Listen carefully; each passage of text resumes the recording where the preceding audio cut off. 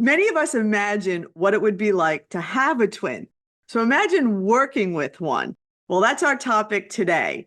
I have James and Ryan Fratzke, who are partners at Fratzke Consulting, a marketing consulting firm that they co-founded with their third partner, James's wife, Lisa Fratzke. And then I also have Katie and Jenny, who are twin sisters and second generation co-presidents of MacKenzie, a 40-year-old boutique consulting firm known for blending small business charm with big business capabilities. Thank you for being with me. Thank you. Thank you. Thank you, Kimberly. So why can being twins be a superpower in business? It's a good question. Yeah, I can take it from the identical twin standpoint. I think that Ryan and I we were roommates, then we were roommates, now we're business partners, so there's all of that collaboration that we've been doing. So I think so often twins have very similar outlook on life, similar strengths, similar interests. They collaborate with one another well. And so I think that that's one of our superpowers. Well, yeah, I'll piggyback off that really quickly. One of the great things about being twins and family is that, in a normal business setting, if you get mad at your business partner, you might say, forget it, let's blow the whole thing up. But there's always that drawback as twins and as brothers that we know we have that family connection. So we might as well make the business work. What about you, Jenny and Katie? I think there is something special. And somebody had asked us before, do you think that working as twins, do you take more risks together? For us, we actually don't have any other siblings. And so we don't actually know if just normal siblings take as many risks. But I think just knowing that there's always somebody there just to have your back, however it's going to go, either to, poke you when maybe you need a little extra prodding or just kind of just helping you stay positive during, difficult times and stuff. For us, we just feel like we just make a really great one person together. I think we've just really learned to combine our strengths into something pretty special. That's a strength. That's how my next question was going to be, some of the strengths and weaknesses. Do you want to start off, Jenny? We're also third generation twins, Kate and I. So our grandpa's an identical twin, mom's an identical twin, and that's like a wild situation. It is difficult growing up and being compared all the time. I mean, we weren't compared because we looked the same, but we're compared because we were, having the same milestones at the same time. And so I think growing up and when you're in your formative years, it is not good to be different. And so we were very different. And so we were trying to create our own space, be our own person, and being compared at the same time. So growing up, Kate and I went to different high schools that we hated each other and we were complete opposites. So once we were able to appreciate each other's differences as opposed to seeing differences as a bad thing, now there's no way I could run this business without Katie. There's no way, there's just no way that I could do it without having my complete opposite. We always say we actually realized that we had the honor and the privilege to be able to get to know our sibling and our twin as the person that they are today and to start letting go of I'm going to say the baggage, right? Let's put all these things down that actually aren't going to serve us going forward. And what kind of magic can we do, together instead of competing? A lot of that comes also from leaving the ego at the door. When we realized we had no reason and no purpose of competing anymore. And just I think Jenny's a pretty cool person. And I'm honored to have her be my twin and my best friend through this journey. So to double click into some of the things that you asked Jenny about our kind of lineage of twinship, I guess. Yeah. Our dad is an identical twin as well. Yeah. So him and our uncle have they butt heads more than we do. And so as you kind of grow up watching that dynamic, it was really helpful for us to be like, okay, well, we don't want to be like them, so how do we adjust? Whether it's growing up in elementary school or you get into high school and the dynamics change quite a bit, you are constantly being compared. But from a strength perspective, what's been interesting, and we might touch on this later, is James and I, we were never in class together until college, but then we went through corporate together as well. And so our parents always told us we would have to split up and we wouldn't be able to work together forever. And we sort of took that as a personal challenge, but we started at Disney together and we went to a marketing technology company together, and we started this from 6 years ago together. That has been, in my mind, a strength. It's odd to me that Disney hired both of us to work in marketing. That doesn't make any sense to me. But I think they saw the benefits and there was that uniqueness, right? You stand out when you're twins. Stories about brutal sibling rivalry in family businesses often make the press. So would you say twins have more or less rivalry? From what I have heard and definitely witnessed with some, like with my mom and my grandfather, a lot of times there's one more dominant twin and the second one is kind of more, the other one is more kind of just passive and will kind of go along. I mean, Jenny and I are both very strong in who we are and we always have been.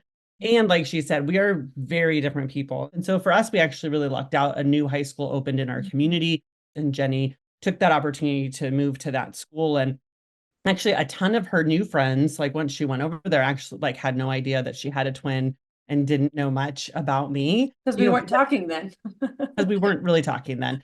We did end up back at the same college but still lived extremely different lives there. And I think for us, I would say it was rivalry. I mean, I think it's just, but I don't know if it was so much that we were against each other as much as we were fighting more to be seen as our own unique selves. I think certainly through the corporate world, we did have certain instances where bosses were very particular about saying, hey, try to stand out as your own. You know, we a lot of times tried to follow that, but it felt kind of unnatural to us. And so ultimately, I think that's why we started our own business, so that we can kind of do things the way that feels natural, I guess.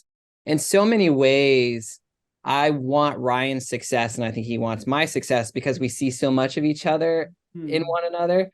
So one of the kind of frameworks that we have is if Ryan achieved something or he got that big project or he landed a big deal or something like that, we would say, hey, that's a Fratzke win. When we were at Disney together, you know, there's not always two openings for every promotion, right? Or every opportunity that exists. And so there were different instances where one guy would get picked and the other didn't for something. And so then as we continue to work on that dynamic, I think it was building out that idea of the collective win is more important than the individual, which I think might be more of a twin thing. Yeah.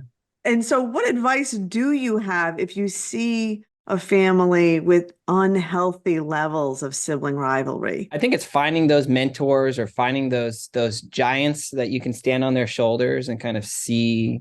You get to learn from generations that have kind of been there before you. I would recommend to folks finding some of those mentors or some of those folks that they can learn from and kind of put in the time and the effort and the work to try and get past some of that, what seems very natural, that sibling rivalry. And some of my personal growth and development, just learning about family of origins and histories and these different tapes that we play that we don't even realize we're putting in a tape to just react to something, right?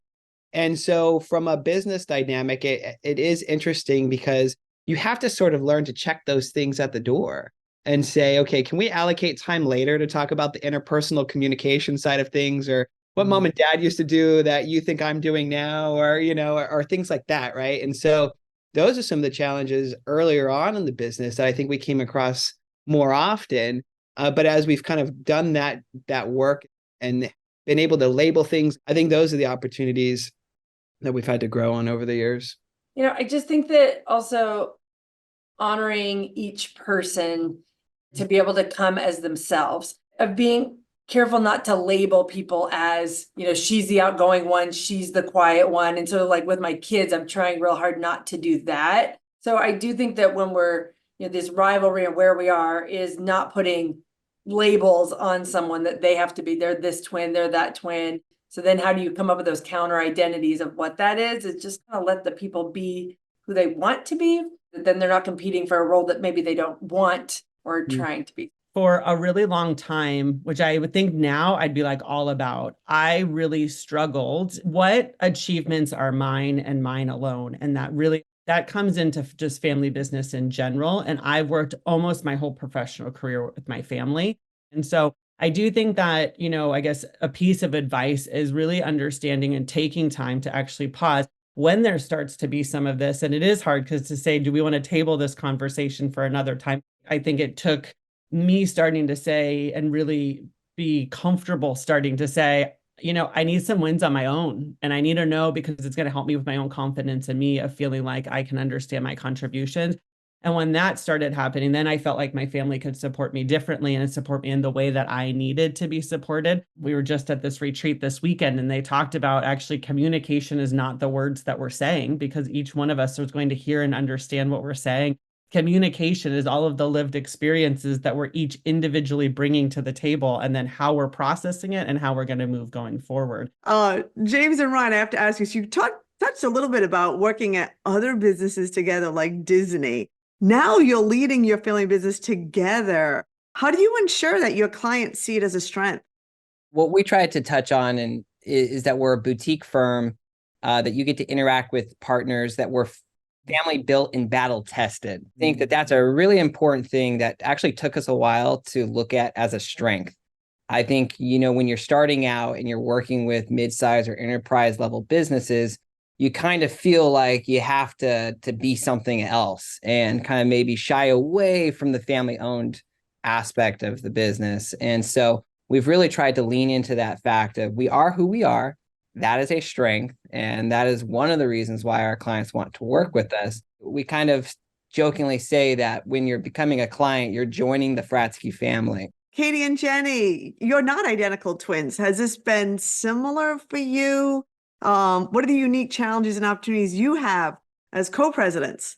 I think one of the benefits of working with us, I always say too, is that they get both sides of the coin. You can get two different perspectives when they bring us in. We're not just going to only do it this way. We're going to be able to look at things from different perspectives and different angles. So I always say, we're the family members that you want on your team. You can get different perspectives depending on what's happening, because Kate will be in some meetings and I'll be in other ones depending on what we're talking about, and where we are in different types of projects that we're working on. So I think it's a strength to be able to bring wholeheartedly, I think, James, that you just said, of leaning into, this is who we are, this is how we operate, and be right at the forefront of what that is.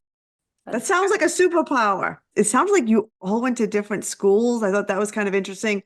But what advice can you share for business owning families raising twins? We kind of had a mom who was ready to sort of break the twins up a little bit. And so she very much was not a believer in matching outfits or anything like that.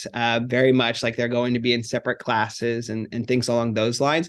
And I think there was a lot of power in that. It's interesting now, as a father, I have a 9-year-old daughter, and there's so many twins in her school today, and just interacting with those twins is fascinating. I think the biggest recommendation would be to sort of lean into not forcing them to be the same person and not forcing them to be in competition with one another. I think sometimes twins get coupled together. I know there's things that I've received for my birthday and Christmas where I'm like, I'm not into that, but he is. I know he would like that. What's that to do with me, right? And so it's just being able to observe those differences and lean into them, I think, is going to be really important. I think the same thing. Ryan, it's so funny that you mentioned that, because my mom and her identical twin were in the exact same class from kindergarten all the way through, I think, like through high school. And I think that's why she allowed us to be, or forced us to be, in different classes. She allowed us to go to different schools. She allowed us to do those things. And I really think allowing your kids, your twins, to have their own spaces. And then that was the deal, that Kate and I came together when it made sense, but it wasn't forced. I think that biggest thing is actually, especially when you do have twins, then they are the same, is then like that, like you were saying, that this is the quiet one or this is the outgoing one. Like I always still remember my mom. And I think it's just the way that they say stuff. Oh, you used to always blah, blah, blah, blah, blah, while your sister, da, da, da. How we speak about our kids and like talking about their strengths uniquely to them and not, in comparing it within the same compliment. That would be a big thing, is just, again, taking that extra step to make sure that you see them and have them feel seen as unique, separate people. That was beautifully said, Katie. Well, thank you so much for being with me again, Katie and Jenny and James and Ryan. This was really interesting and insightful. Thank you so much. I'm Kim Eddleston with FamilyBusiness.org.